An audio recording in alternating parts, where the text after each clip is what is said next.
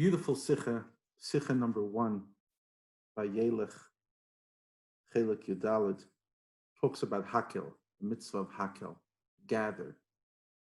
Every 8 years, we're going to do this again in 3 years' time. Every 7 years, the 8th year after the Shemitah year, practically it turns out every 7 years, you have a special mitzvah to do Hakhel. Come, everyone gather in Yerushalayim and listen to the Melech, the king talk. And it's one of the last mitzvahs in the Torah. It's what Moshe Rabbeinu tells the Am Yisrael on the last day of Al-Madin, his last day alive as the leader of the Jewish people. Now, there's an interesting Tosefta.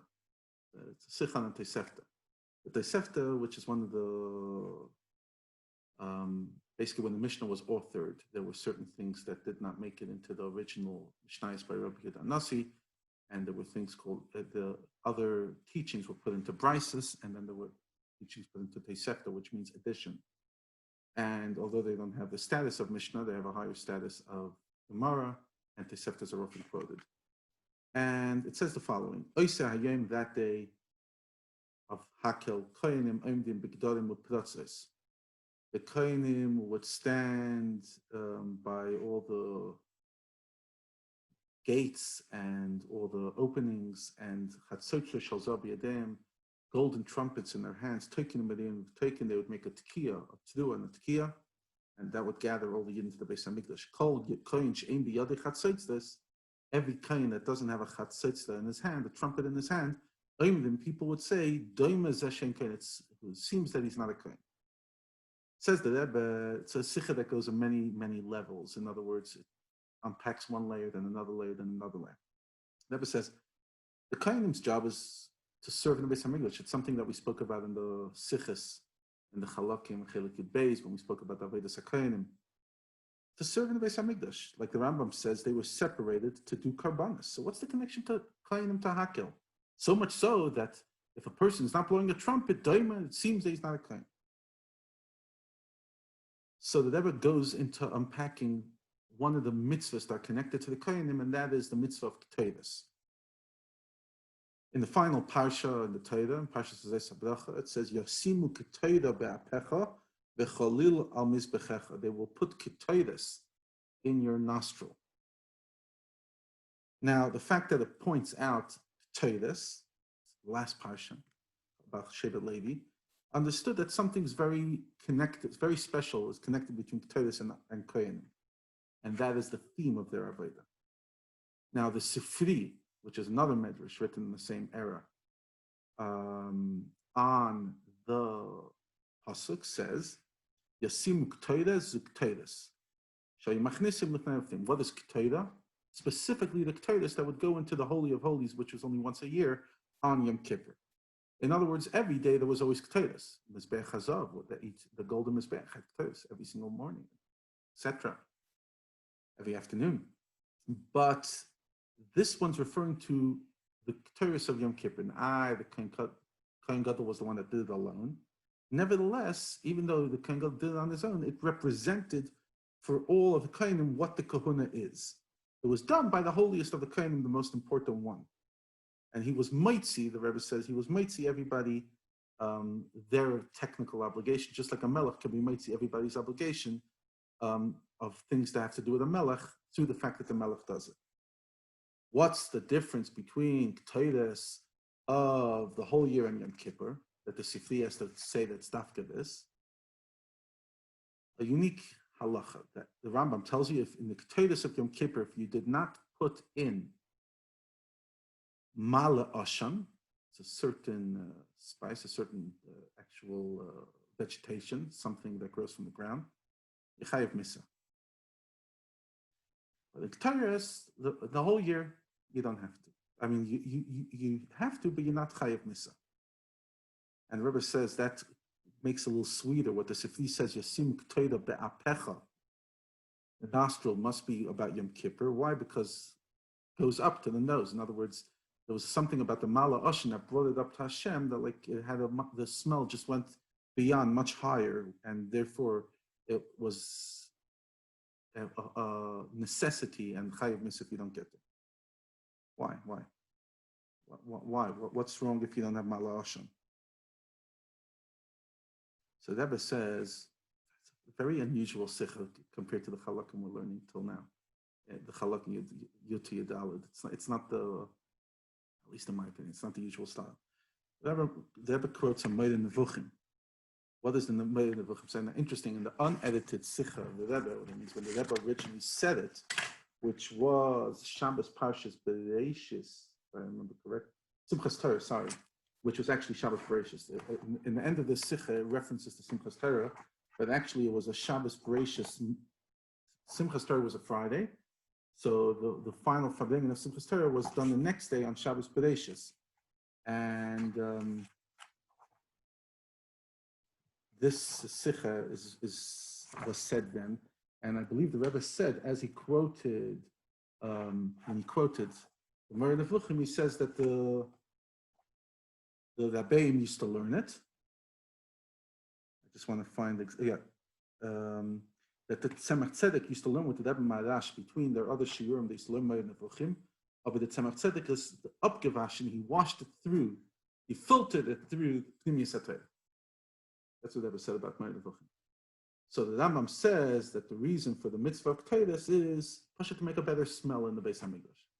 With all the other hectic things that were going on, flesh and cutting and limbs and the whole and burning, it didn't smell well. So the Ketores put a smell. The Rebbe says, can't say that's the fundamental reason of the Avodah. So understood that there's something much deeper. And what's the deeper reason? Even though the Rambam over there is using a logical reason, then what's the deeper reason? It must be like the Zohar says. What does the Zohar say? That the Ketores was there to take away the zuhama, corruption, the smell, the tinuf, and the dirt of the Yetzer Hara. What's pshat? Ketores was made out of spices that are not edible, unlike karbanos, which are edible. It means that it's even a lower level. Something that's edible at least can be uplifted by a human being when we eat it.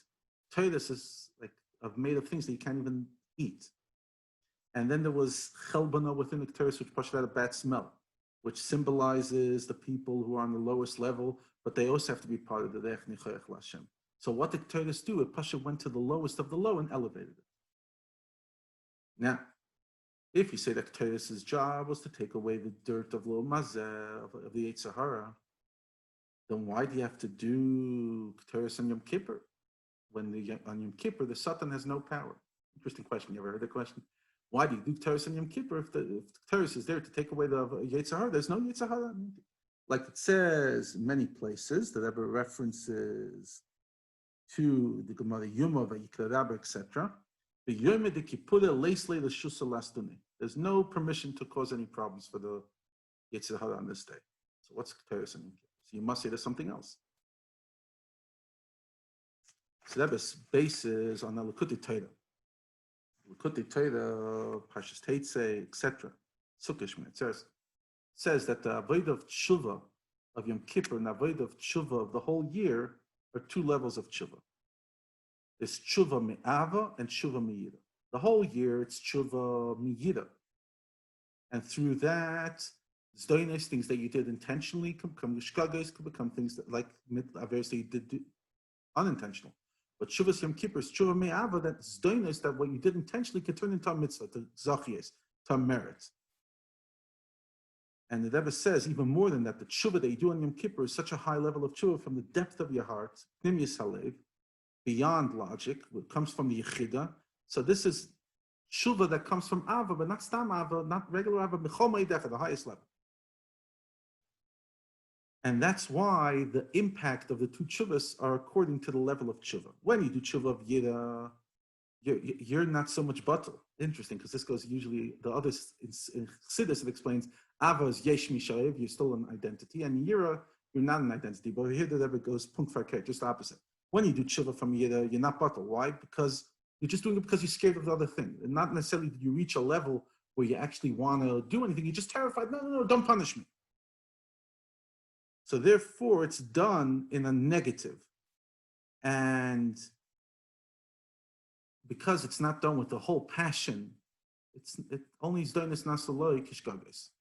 But when you do tshuva be'ava, especially ava b'chol ma'adecha, it's from a positive element. It's no chiyuvis. It's coming from a proactive attitude to do something, not about not doing. You give yourself over to the beloved. You want to cleave to Hashem, and you want to become mamish one with the Eibishter. You become a new Metzias, and that Metzias becomes what you did intentionally becomes like a mitzvah. But Yafach Hashem is a klala. Hashem turns over the curse to a blessing. The pasha, you take the things that you did till now that were what I did, intentional averis, and I could turn them into schuyas, mamish, like to merits. Because that you reach a level of chol ma'adecha, you go to beyond limitations and you could transform things inside out. So based on this, you could understand, just looking at the unedited version, the Sicha, Shabbos Parshas Beishas, Mevarchim Cheshvan, the second Fabringen, Tavshin Chav Zayin. It ever says over there, I was remembering, I thought it's in the edited, but it's in the unedited. It ever says when you reach a level of Ava, so then when you love somebody, you love what they love. So automatically you then start doing mitzvahs in a way that the Eibishter wants because you love what they love. Just like the Alter Rebbe says regarding Ahavas Yisrael, you love what the Eibishter loves. That's why you love a fellow Jew. Now, based on this, we could understand the difference between Ketores of the whole year and Yom Kippur. In general, Ketores is to elevate. But the Ketores of the whole year is like Teshuva of the whole year. Teshuva of Yira, to remove the dirt. Ketores of Yom Kippur is like the Teshuva of Yom Kippur, which is Teshuva Me'ava, proactive, loving, active, doing something, action. In other words, I'm not doing something, I'm doing something from a passion. Sataka, I'm working with the lower world, with it, like Ketores usually does, but it's a positive avodah, and I'm trying to bring a whole new level into this world to transform zdainis into schuyas. Now, based on the fact that Teshuva and Ava, you reach the level which is the highest, therefore you can understand why you have to bring Ketores in Kodesh HaKadoshim on Yom Kippur.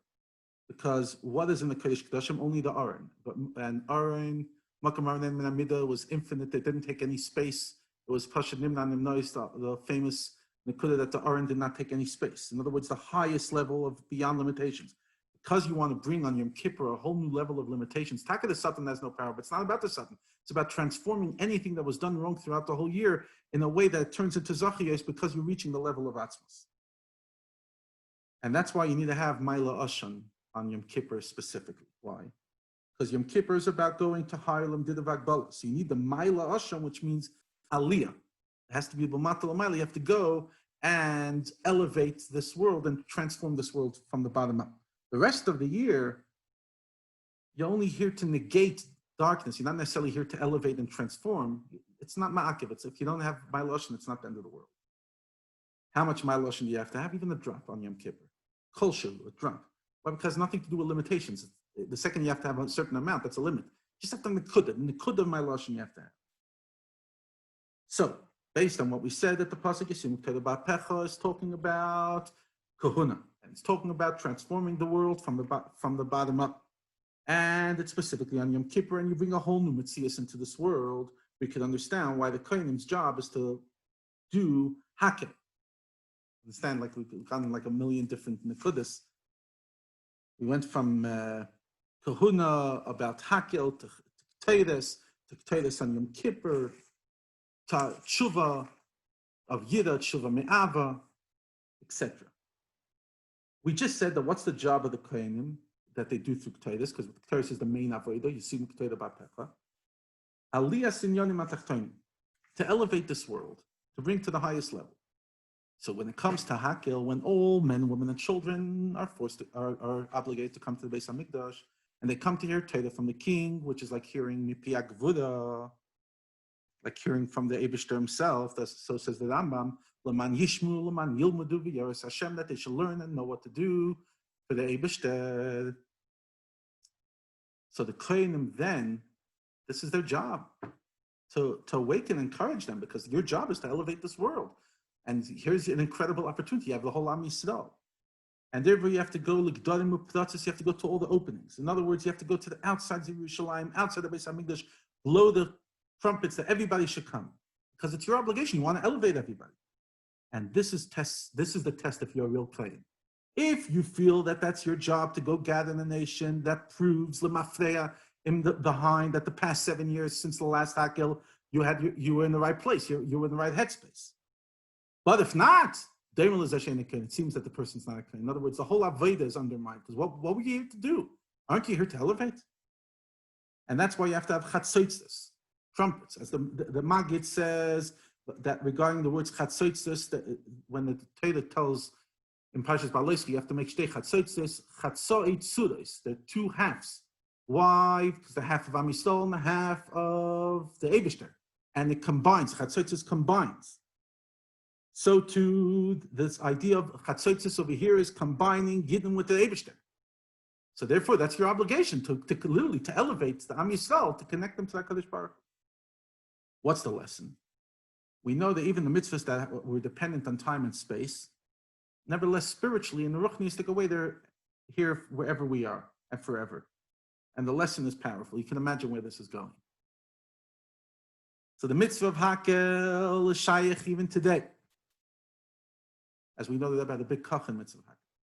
But more so, you should be a kingdom of priests. We know that each and every one of us is a Kohen when it comes to this. The famous Rambam, everyone who dedicates their life can be a Kohen. So we have to behave like a Kohen.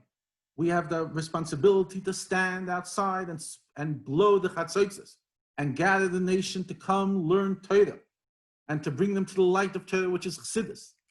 And do so until you accomplish that everybody should want to Shamru Lasis is called Dirat Torah. They want to Pasha keep Torah with Yiras Shamayim. And through the mitzvah of Hakhel in today's day and age, in the Ruchnistic way, we're Mekayim, please God will be Zeicha to have Hakhel, Beis HaMikdash HaShlishi in the full way, like the pasuk says, Gam Iver B'Seach Chalvi Ledeslach of all the people who are struggling and all the issues will all come back to Yerushalayim and HaKodesh. Let it be, take it from me, on Mamish, a beautiful Sicha, some Simchas Torah, Tavshin Chav Zayin, L'chaim, L'chaim, L'shalom.